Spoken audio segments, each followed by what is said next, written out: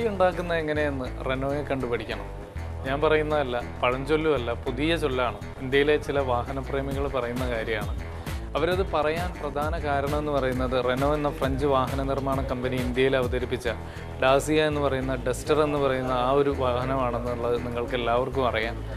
ഡസ്റ്ററിന് സത്യം പറഞ്ഞാൽ ഇന്ത്യക്കാർ നൽകിയ ആ ഒരു സ്വീകരണം കണ്ടിട്ട് റെനോ തന്നെ ഞെട്ടിത്തരിച്ചിരിക്കുകയാണ്. അതുകൊണ്ട് തന്നെ റെനോ ഒരുപിടി നല്ല നല്ല പരീക്ഷണങ്ങൾ ഇന്ത്യൻ മാർക്കറ്റിൽ നടത്താൻ പോവുകയാണ്. ഒരുപിടി നല്ല വാഹനങ്ങൾ ഇനി അവരുടേതായിട്ട് വരുന്നുണ്ട്. അപ്പോൾ എന്തായാലും റെനോ നൽകിയ ഈ ഒരു ആവേശത്തിനിടയിൽ റെനോ എന്ന് പറയുന്ന കമ്പനി ആദ്യമായി സ്വതന്ത്രമായി ഇന്ത്യയിൽ അവതരിപ്പിച്ച ഫ്ലുവൻസ് എന്ന് പറയുന്ന വാഹനത്തെക്കുറിച്ചാണ് ഇന്ന് നമ്മൾ ചർച്ച ചെയ്യാൻ പോകുന്നത്. അപ്പോൾ നിങ്ങൾക്ക് എല്ലാവർക്കും Renault Fluence special Top Gear എപ്പിസോഡിലേക്ക് സ്വാഗതം.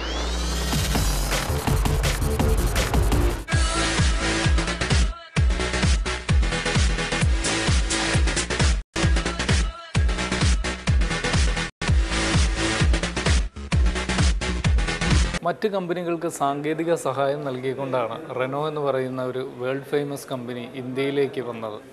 അപ്പോൾ സാധാരണ നമ്മൾ കാണാറുണ്ട്, ചില കമ്പനികൾ നമ്മുടെ മറ്റൊരു രാജ്യത്ത് ആരംഭിക്കുകയാണെങ്കിൽ അവരുടെ ആദ്യം ഒരു പ്രൊഡക്റ്റിനെ അങ്ങോട്ട് ഇംപ്ലിമെൻറ്റ് ചെയ്തിട്ട് അതിൻ്റെ റിസൾട്ട് നോക്കിയിട്ടാണ് ചെയ്യുക. പക്ഷേ റെനോ അങ്ങനെയല്ല ചെയ്തത്.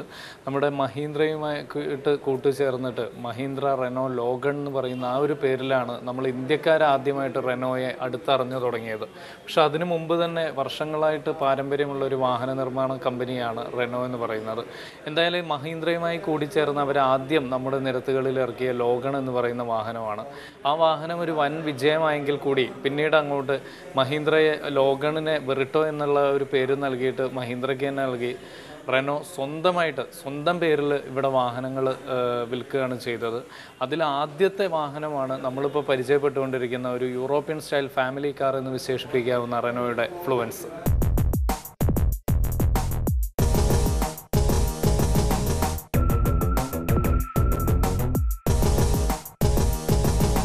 ഇന്ത്യയിൽ ഏറ്റവും കൂടുതൽ മത്സരം നടന്നുകൊണ്ടിരിക്കുന്ന ഒരു സെഗ്മെൻറ്റിലേക്കാണ് റെനോ അവരുടെ ആദ്യത്തെ വാഹനത്തെ തന്നെ പടച്ചുവിട്ടത്. അത് അവരുടെ ആ ഒരു കഴിവിൽ അവർക്കുള്ള ഒരു ആത്മവിശ്വാസത്തെ തന്നെയാണ് സൂചിപ്പിക്കുന്നത്. പ്രത്യേകിച്ച് ടൊയോട്ടയുടെ കൊറോള, അതുപോലെ തന്നെ സിവിക്, ലോറ, ജെറ്റ, ക്രൂസ് തുടങ്ങിയ വാഹനങ്ങളാണ് പ്രധാനമായിട്ടും ഈ ഒരു സെഗ്മെൻറ്റിൽ നമ്മുടെ ഫ്ലുവൻസിൻ്റെ എതിരാളികൾ എന്ന് പറയുന്നത്. പക്ഷേ ഈ വാഹനങ്ങളെക്കാളെല്ലാം കുറച്ചുകൂടി ആധുനികമാണ് നമ്മുടെ ഈ ആസ്റ്റൺ മാർട്ടിൻ കാറുകളെ പോലെയൊക്കെ ഒരു അപ്പ് മാർക്കറ്റ് സ്വഭാവം നിലനിർത്തുന്ന നമ്മളിപ്പോൾ പരിചയപ്പെട്ടുകൊണ്ടിരിക്കുന്ന ഫ്ലുവൻസ് എന്ന് വേണം നമുക്ക് മനസ്സിലാക്കാൻ. 2009 അവസാനത്തോടു കൂടിയിട്ടാണ് ഫ്ലുവൻസ് എന്ന് പറയുന്ന ഈ വാഹനത്തിൻ്റെ പിറവി എന്ന് പറയുന്നത്. ശരിക്ക് ഫ്ലുവൻസ് എന്ന വാഹനം നിർമ്മിക്കുന്നതോ അതല്ലെങ്കിൽ കൂട്ടിച്ചേർക്കുന്നതോ ആയ ലോകത്തിലെ 4 കേന്ദ്രങ്ങളിലൊന്നാണ് നമ്മുടെ ഇന്ത്യ. അതിൻ്റെ പ്രധാന കാരണം എന്ന് പറയുന്നത് നമ്മൾ മുൻപുള്ള എപ്പിസോഡിലൊക്കെ പറഞ്ഞിട്ടുണ്ട്, നമ്മുടെ റെനോയും അതുപോലെ തന്നെ നിസാനും സംയുക്തമായിട്ടാണ് ഇന്ത്യയിൽ പ്രവർത്തിക്കുന്നത്. അതുകൊണ്ട് തന്നെ ഒരു സിഇഒൻ്റെ കീഴിലാണ് ഈ 2 കമ്പനികളും പ്രവർത്തിക്കുന്നത്. അതുകൊണ്ട് തന്നെ ചെന്നൈയിലുള്ള റെനോ നിസാൻ പ്ലാന്റിൽ വെച്ചിട്ടാണ് നമ്മുടെ ഈ ഫ്ലുവൻസിൻ്റെ ഭൂരിഭാഗം നിർമ്മാണ പ്രവർത്തനങ്ങളും നടക്കുന്നത്.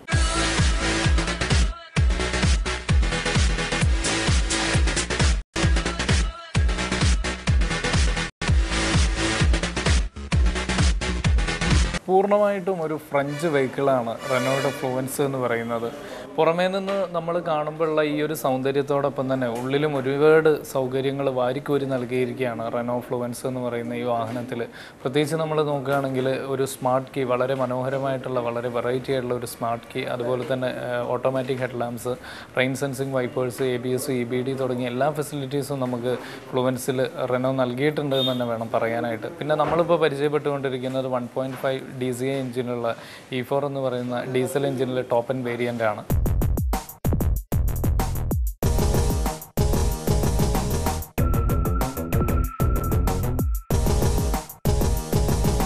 അപ്പോൾ ഇനി ലോകത്തിലെ ഏറ്റവും വലിയ ഏറ്റവും പ്രധാന വാഹന നിർമ്മാണ കമ്പനികളിലൊന്നായ റെനോ എന്ന് പറയുന്ന കമ്പനി ഇന്ത്യയിലേക്ക് ആദ്യമായി സ്വതന്ത്രമായി കാലെടുത്ത് വെച്ച റെനോ ഫ്ലുവൻസിൻ്റെ കൂടുതൽ വിശേഷങ്ങളിലേക്ക് നമുക്ക് പോകാം.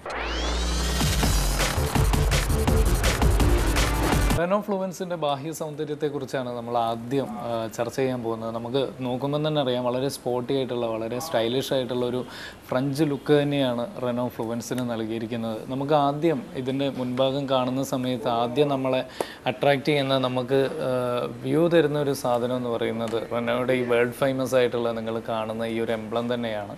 അത് വളരെ സ്റ്റൈലായിട്ട് അതിനുവേണ്ടി ഒരു സ്പോട്ട് നിർമ്മിച്ച പോലെ അതിൻ്റെ ഉള്ളിൽ ഇറക്കി വെച്ച പോലെയാണ് ഈ ഒരു എംബ്ലം ഇവിടെ ഫിക്സ് ചെയ്ത് ചെയ്തിട്ടുള്ളത്.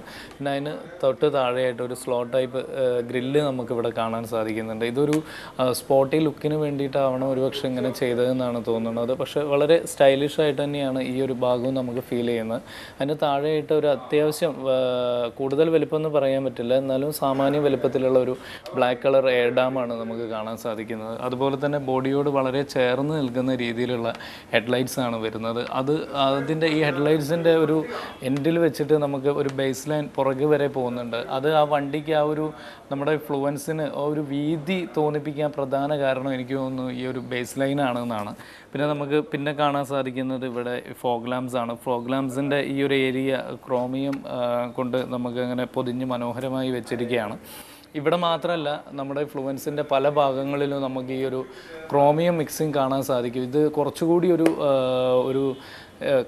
ഒരു റോയൽ ഫീൽ നൽകുന്നതിന് വേണ്ടിയിട്ടായിരിക്കാം ഒരുപക്ഷെ ഈ ഒരു ക്രോമിയം നമുക്ക് ഇവിടെയൊക്കെ ഇങ്ങനെ കാണാൻ സാധിക്കുന്നതെന്നാണ് തോന്നുന്നത്. അപ്പോൾ എന്തായാലും ടോട്ടലായിട്ട് നമുക്ക് മുൻഭാഗത്തു നിന്ന് നോക്കുമ്പോൾ വളരെ ഒരു സ്പോർട്ടി അല്ലെങ്കിൽ ഒരു സോളിഡ് ലുക്കാണ് റെനോയുടെ ഫ്ലുവൻസിന്.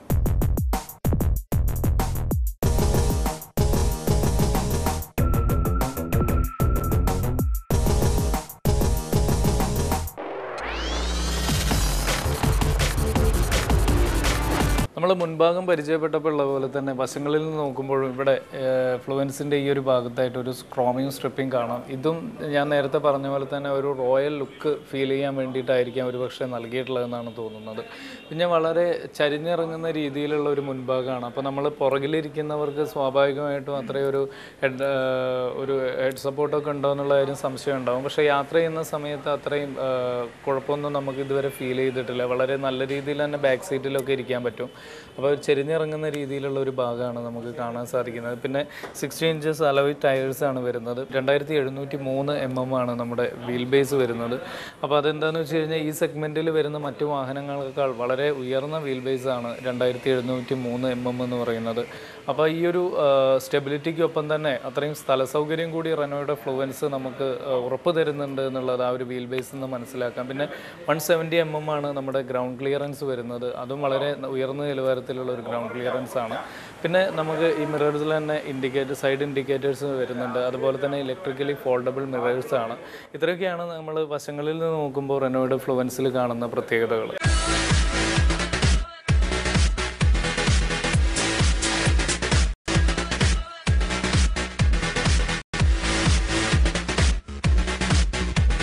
പൂർണ്ണമായിട്ടും ഒരു ഫ്രഞ്ച് ബാക്ക് സൈഡ് തന്നെയാണ് നമുക്ക് റെനോയുടെ ഫ്ലുവൻസിൽ കാണാൻ സാധിക്കുന്നത്.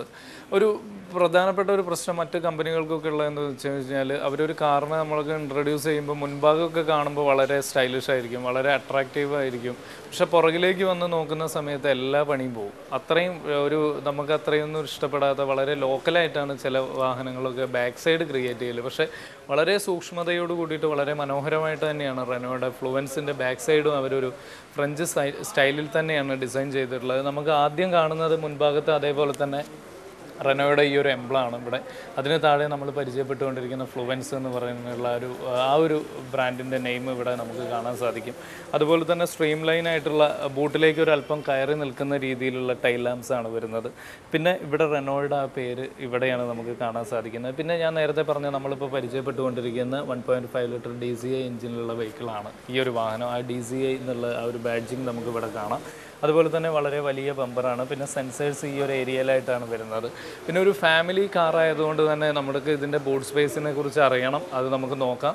അതിനു മുമ്പായിട്ട് നമുക്ക് ഈ ഒരു ഗ്ലാസ്സിൽ ഡീഫോഗർ വരുന്ന ഒരു ഗ്ലാസ് ആണ് വരുന്നത്. പിന്നെ വളരെ മനോഹരമായിട്ടുള്ള ഒരു ലൈറ്റ് ഇവിടെ വരുന്നുണ്ട്. പിന്നെ റിയർ ആൻറ്റിന, ഒരു സ്പോർട്ടി ലുക്ക് നൽകുന്നതിന് വേണ്ടിയിട്ട് റിയർ ആൻറ്റിന, ഇത്രയും കാര്യങ്ങളാണ് പുറകുവശത്ത് റെനോയുടെ ഫ്ലുവൻസിൽ വരുന്നത്.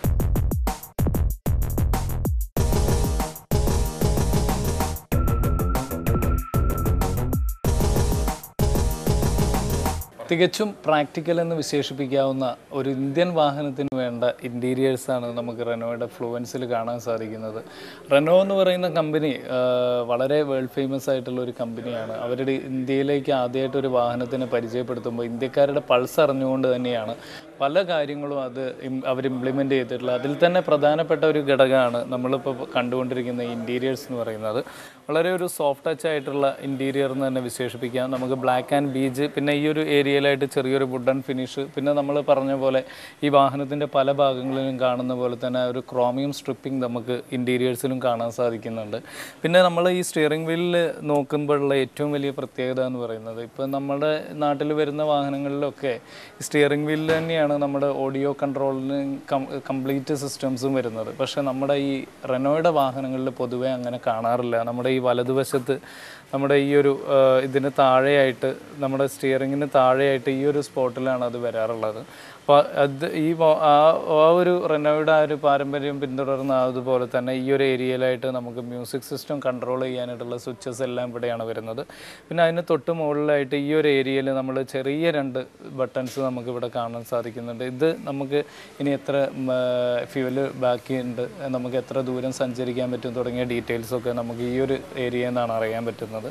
പിന്നെ വളരെ മനോഹരമായിട്ടുള്ള ഒരു സ്റ്റിയറിംഗ് വീലാണ്. അതുപോലെ തന്നെ നമ്മളിപ്പോൾ പരിചയപ്പെട്ടുകൊണ്ടിരിക്കുന്ന E4 1.5 DCI എഞ്ചിനുള്ള E4 എന്ന് പറയുന്ന വെഹിക്കിളാണ്. ഇതിൽ എയർ ബാഗ് ഉണ്ട്, ഒരു 4 എയർ ബാഗ് വരുന്ന ഒരു വാഹനമാണ് ഇപ്പോൾ നമ്മൾ പരിചയപ്പെട്ടുകൊണ്ടിരിക്കുന്നത്. അപ്പോൾ അത്രയും ഫെസിലിറ്റീസ് ഉള്ള ഒരു ഇൻറ്റീരിയേഴ്സാണ് നമുക്ക് കാണാൻ സാധിക്കുന്നത് ഒറ്റ നോട്ടത്തിൽ ഫ്ലുവൻസിൽ.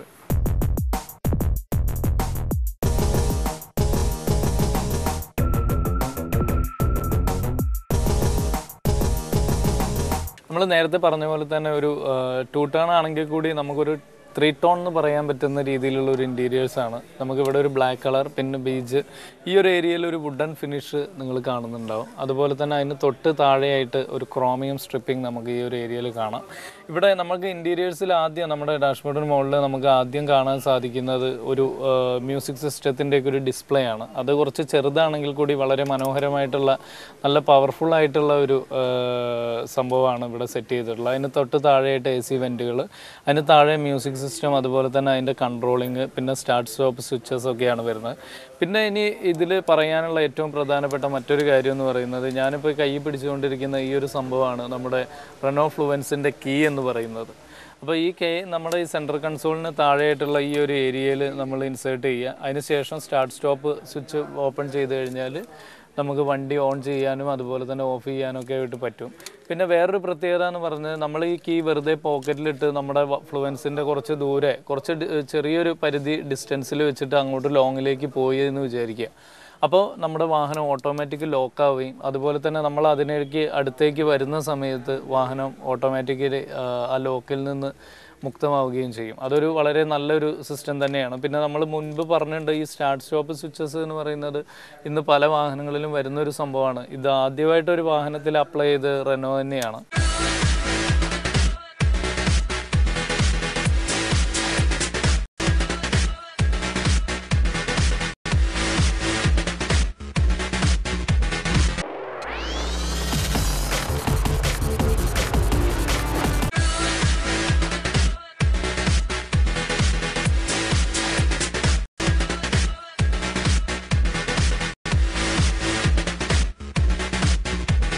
ഇനി നമ്മൾ റെനോ ഫ്ലുവൻസിൽ കാണാൻ സാധിക്കുന്ന മറ്റൊരു പ്രത്യേകത എന്ന് പറയുന്നത്, ഞാനിപ്പോൾ കയ്യിലെടുത്തിരിക്കുന്ന ഫ്ലുവൻസിൻ്റെ കീ തന്നെയാണ്. വളരെ വെറൈറ്റി ആയിട്ടുള്ള ഒരു കീ ആണ് ഫ്ലുവൻസിനുള്ളത്. നമുക്ക് കീ ആണോ എന്നുള്ളത് തന്നെ കാണുന്ന സമയത്ത് സംശയം തോന്നും. ഇത് നമ്മുടെ സെൻട്രൽ കൺസോളിന് താഴെയായിട്ട് ഇവിടെ ഒരു സ്പേസ് ഉണ്ട്. ഈ സ്പേസിൽ നമ്മൾ ഇൻസേർട്ട് ചെയ്യുക, അതിന് ശേഷം സ്റ്റാർട്ട് സ്റ്റോപ്പ് സ്വിച്ച് പ്രസ് ചെയ്ത് കഴിഞ്ഞാൽ നമുക്ക് അതിനനുസരിച്ചിട്ട് നമുക്ക് വാഹനം കൺട്രോൾ ചെയ്യാൻ പറ്റും, നമുക്ക് ഓൺ ചെയ്യാൻ പറ്റും.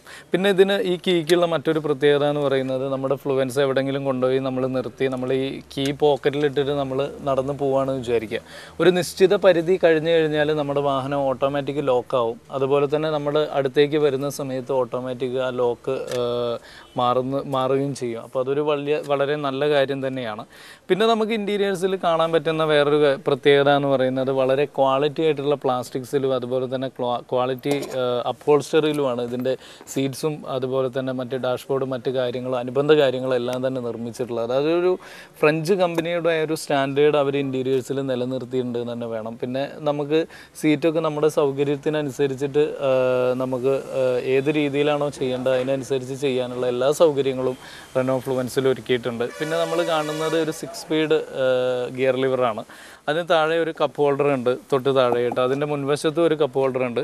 പിന്നെ ഈ ഒരു ഏരിയ നമ്മുടെ ഈ ആംബ്രസ്റ്റായിട്ട് ഉപയോഗിക്കാവുന്ന ഈ ഒരു ഏരിയ നമ്മൾ പൊക്കുന്ന സമയത്ത് അതിനുള്ളിൽ അത്യാവശ്യം ചെറിയ സാധനങ്ങളൊക്കെ സാധനങ്ങളൊക്കെ സൂക്ഷിക്കാൻ പറ്റുന്ന ഒരു സ്റ്റോറേജ് സ്പേസാണ് കാണുന്നത്. പിന്നെ നമുക്ക് ഇവിടെ ഈ ഗ്ലോ ബോക്സ് ഒരു ഈ ഒരു 2-3 പ്രതലം പോലെയാണ് നമുക്ക് ഫീൽ ചെയ്യുന്നത്. കാരണം 2 അടുക്കുകളായിട്ടാണ് നമുക്ക് ഓരോ ഇതിനനുസരിച്ചിട്ട് നമുക്ക് സാധനങ്ങളൊക്കെ വെക്കാൻ പറ്റുന്ന രീതിയിലുള്ള ഒരു 2-3 അടുക്കുകൾ പോലെയാണ് നമുക്കിവിടെ ഫീൽ ചെയ്യുന്നത്.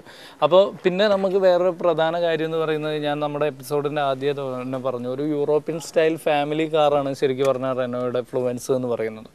അപ്പോൾ നമുക്കൊരു ഫാമിലി സംബന്ധമായിട്ടുള്ള ട്രിപ്പുകൾക്കൊക്കെ ഏറ്റവും പ്രധാനം എന്ന് പറയുന്നത് മുൻഭാഗത്തിരുന്ന് യാത്ര ചെയ്യുന്നവരുടെ അതേ ഒരു സുഖം, ആ ഒരു കംഫർട്ടൊക്കെ പുറകിലും കിട്ടണം എന്നുള്ളതാണ്. അപ്പോൾ നമ്മൾ ഈ വാഹനത്തിൻ്റെ ഫ്ലുവൻസിൻ്റെ പുറത്തുനിന്ന് നോക്കുന്ന സമയത്ത് ഈ ഒരു റൂഫ് ലൈനൊക്കെ ഇങ്ങനെ ചെരിഞ്ഞിറങ്ങുന്നതുകൊണ്ട് പുറകിലിരിക്കുന്നവർക്ക് എന്തെങ്കിലും രീതിയിലുള്ള ബുദ്ധിമുട്ടുണ്ടാകുമെന്ന് നമുക്കൊരു സംശയം ഉണ്ടാവാൻ സാധ്യതയുണ്ട്. പക്ഷേ പുറകിലിരിക്കുമ്പോൾ അത്രയും വലിയൊരു പ്രശ്നമൊന്നും നമുക്ക് ഫീൽ ചെയ്യുന്നില്ല. വളരെ സുഖകരമായിട്ട് തന്നെ നമുക്കൊരു ലോങ് ഡ്രൈവിനൊക്കെ പറ്റുന്ന ഒരു വാഹനം തന്നെയാണ് ഫ്ലുവൻസ് എന്ന് പറയുന്നത്. പിന്നെ മറ്റ് വാഹനങ്ങളെ അപേക്ഷിച്ച് ഇത്രയും നല്ല ഹെഡ് റൂം അതുപോലെ തന്നെ ലെഗ് റൂമൊക്കെ ഈ കോമ്പറ്റീറ്റീവ് പ്രൊഡക്ട്സിനെ അപേക്ഷിച്ച് ഏറ്റവും കൂടുതൽ റെനോയുടെ ഫ്ലുവൻസിൽ തന്നെയാണ്.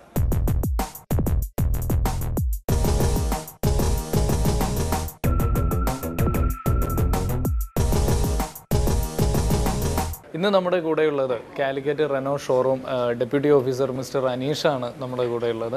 അനീഷിനെ ആദ്യമേ തന്നെ നമ്മൾ ടോപ്പ് ഗിയറിലേക്ക് സ്വാഗതം ചെയ്യുകയാണ്. ഓക്കെ, നമ്മുടെ റെനോ എന്ന് പറയുന്ന കമ്പനി ഓൾറെഡി ഒരു തരംഗമായി കഴിഞ്ഞു ഇന്ത്യയിൽ. അപ്പോൾ അവരുടെ ആദ്യത്തെ കാൽവെപ്പാണ് ഫ്ലുവൻസ് എന്ന് പറയുന്നത്. അപ്പോൾ ഫ്ലുവൻസിനെ കുറിച്ച് സാറിന് എന്താണ് നമ്മുടെ പ്രേക്ഷകരോട് പറയാൻ? ഒരു 2 വർഷം മുമ്പ്, അതായത് 2011 റെനോ ഇൻഡിവിജ്വലായിട്ട് ലോഞ്ച് ചെയ്ത സമയത്ത്, അതായത് നമ്മൾ ഇന്ത്യയിൽ ലോഞ്ച് ചെയ്ത സമയത്ത് റെനോയുടെ ഫസ്റ്റ് പ്രോഡക്റ്റാണ് ഫ്ലുവൻസ്. ഫ്ലുവൻസ് ആ സമയത്ത് വന്നിരിക്കുന്നത് 2 മോഡലായിട്ടാണ്, E2, E4. അത് E2 ഡീസൽ വേരിയൻ്റ് ആയിട്ടും E4 പെട്രോൾ വേരിയൻ്റ് ആയിട്ടും. അതിൽ E2 നമുക്ക് പെട്രോൾ വേരിയൻറ്റിനേക്കാളും പ്രൈസ് കുറവായിരുന്നു ഡീസലിന്. സാധാരണ കാണാത്ത ഒരു കീഴ്വഴക്കാണ് ആ സമയത്ത് അങ്ങനെയായിരുന്നു വന്നിരിക്കുന്നത്. പിന്നെ ഫീച്ചേഴ്സ് വൈസ് വെച്ച് നോക്കുമ്പോൾ E4 പെട്രോളാണ് കൂടുതൽ ഫീച്ചേഴ്സ് വരുന്നത്. പിന്നെ കസ്റ്റമേഴ്സ് ഫീഡ്ബാക്കിൻ്റെ അനുസരിച്ച് നമ്മൾ E4 പെട്രോളിൻ്റെ ഫീച്ചേഴ്സ് അതിൽ ഓട്ടോമാറ്റിക് ട്രാൻസ്മിഷൻ ഒഴിവാക്കി ട്രാൻസ്മിഷനിൽ ഡീസലും വന്നു. ഇപ്പം വന്നിരിക്കുന്നത് E4 അങ്ങനെയാണ്. നമ്മളിപ്പോൾ പരിചയപ്പെട്ട E4 എന്ന് പറയുന്ന വാഹനം വന്നത് അങ്ങനെയാണ്. കസ്റ്റമേഴ്സ് ഫീഡ്ബാക്കിന്റെ ഭാഗമാണ്. അത്രയും നമുക്ക് ഫീച്ചേഴ്സ് ഡീസൽ എഞ്ചിനിൽ ഫീച്ചേഴ്സ് കുറവായിരുന്നു. അപ്പൊ അതിനുശേഷം പെട്രോളിലെ ആ ഓട്ടോമാറ്റിക് എന്ന് പറയുന്ന ആ ഒരു സൗകര്യം ഒഴിവാക്കിയിട്ട് മറ്റു ഫീച്ചേഴ്സ് എല്ലാം അപ്ലൈ ചെയ്തിട്ടാണ് നമ്മളിപ്പോൾ പരിചയപ്പെട്ട ഈ E4 എന്ന് പറയുന്നത് ഡീസൽ എഞ്ചിൻ. പിന്നെ നമ്മൾ പ്രൈസ് എങ്ങനെയാണ്? പ്രൈസ് ഇപ്പം നിലവിൽ ആ E2 കണ്ടിന്യൂ ചെയ്യുന്നുണ്ട്. അതിൻ്റെ കൂടെ ഒരു ഹയർ വേരിയൻ്റ് എന്നുള്ള രീതിയിൽ E4 വന്നിരിക്കുകയാണ്. E2 നമുക്ക് 14,01,000 ആണ് അതിൻ്റെ പ്രൈസ് വരുന്നത്. എക്സ്ഷോറൂം 14,01,000. E4 15,12,000 വരും. 12,000 1,11,000 ഡിഫറൻസ്. നമുക്ക് പെട്രോൾ വേരിയന്റിന് എത്ര? പെട്രോൾ വേരിയന്റ് 15,47 വരും. 47 അത് ഓട്ടോമാറ്റിക് ട്രാൻസ്മിഷനും കൂടെ വരുന്നു. പിന്നെ നമ്മളിപ്പോൾ പരിചയപ്പെട്ട കളർ എന്ന് പറയുന്നത് പരിചയപ്പെട്ട E4ന്റെ കളർ മെറ്റാലിക് സിൽവർ എന്ന് പറഞ്ഞ ഒരു കളറാണ്. അതിന് പുറമെ 3 കളറും കൂടി വരുന്നുണ്ട്. മെറ്റാലിക് വൈറ്റ് വരുന്നുണ്ട്, that means pearl white, pearl black, പിന്നെ ആഷ് ബീച്ച് ഇത്രയും കളേഴ്സ്. ഇതിനു മുമ്പ് വേറൊരു കളർ ഉണ്ടായിരുന്നു, ഡിസ്കണ്ടിന്യൂ ചെയ്തു, ഒരു ബ്ലൂ അക്യൂം. പിന്നെ mileage highway mileage company offer ചെയ്യുന്നത് 20.4 ആണ്. E4 mileage wise E2 E4 same തന്നെ. Engine spec features means safety features എല്ലാം സെയിം തന്നെ. ഇന്റീരിയർ ചെറിയ കോസ്മെറ്റിക് ചേഞ്ചസ് വരുന്നത് മാത്രം. പിന്നെ നമ്മുടെ പെട്രോൾ വേരിയന്റിൽ വരുന്നത് മൈലേജ് വരുന്നത് 13.1 ആണ്. 13.1 ആണ് മൈലേജ് പറയുന്നത്.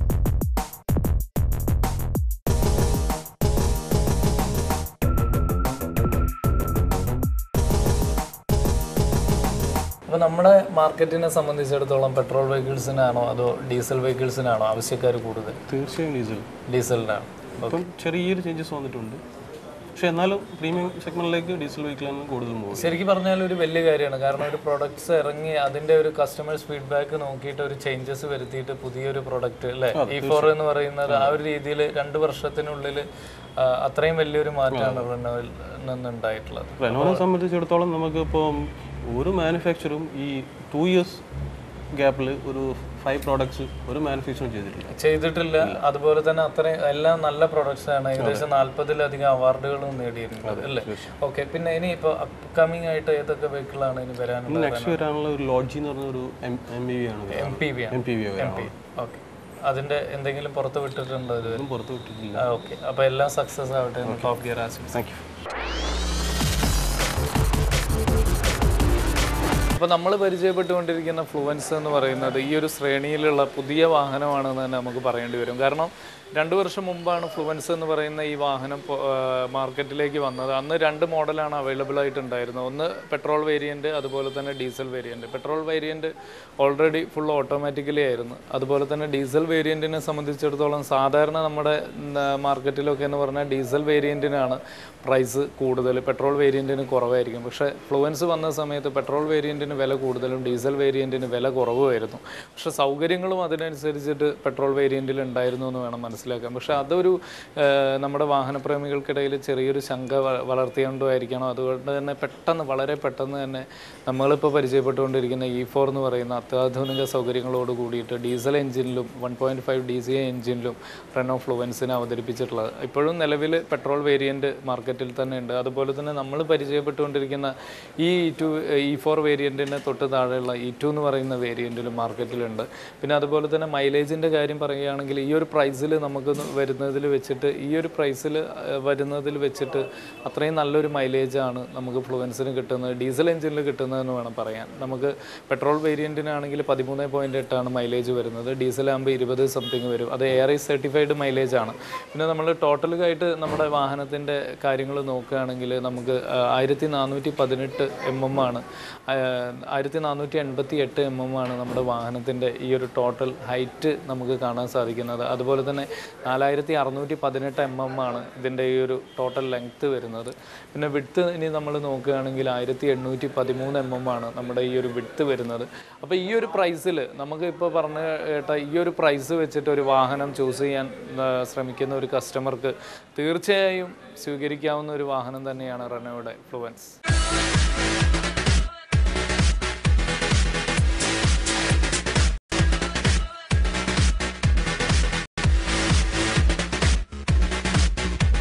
പണ്ട് മലയാളത്തിലെ ഒരു കവിയോട് വാഹനത്തെക്കുറിച്ച് ഒരു കവിത എഴുതാൻ ആവശ്യപ്പെട്ടപ്പോൾ അദ്ദേഹം പറഞ്ഞത്, ഓരോ വാഹനവും ഉപയോഗിക്കുന്നവൻ്റെ കണ്ണിലാണ് അതിൻ്റെ സൗന്ദര്യം, ആ വാഹനത്തെക്കുറിച്ച് കവിത എഴുതാൻ ഏറ്റവും പ്രാപ്തൻ അവൻ തന്നെയാണെന്നാണ്.